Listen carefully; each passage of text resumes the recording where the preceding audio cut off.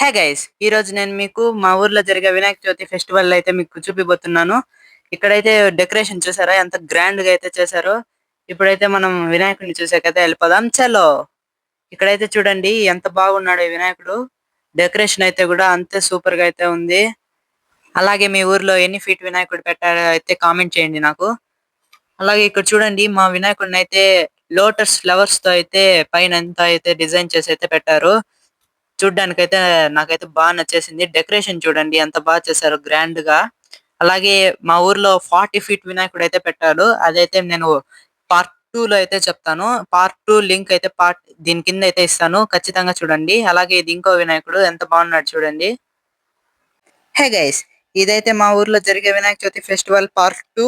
Part 1 చూడకపోతే part 1 చూసేసైతే part 2 చూడండి. ఇదైతే 40 ఫీట్ అయితే వినాయకుడు ఎంత చేశారంటే అట్లే చూస్తూనే ఉండాలనిపిస్తాంది. కళ్ళు ఆర్పకుండా అంత చేశారు. ఇక్కడైతే ఇదంతా అయితే మట్టితోనే చేపిచ్చారు.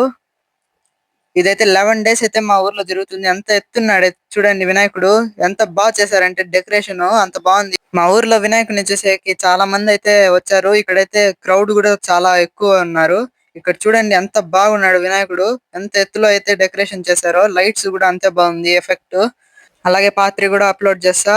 తప్పకుండా చూడండి. Don't forget to subscribe. Hey guys! ఇదైతే మా ఊర్లో జరిగే Vinayaka Chavithi festivals part 3. Part 1, part 2 చూడకపోతే కింద లింక్ ఇచ్చాను. దాన్నైతే క్లిక్ చేసి అయితే చూసేయండి ఫుల్ వీడియో. వినాయక చవితి నాకు చాలా ఫేవరెట్ ఫెస్టివల్.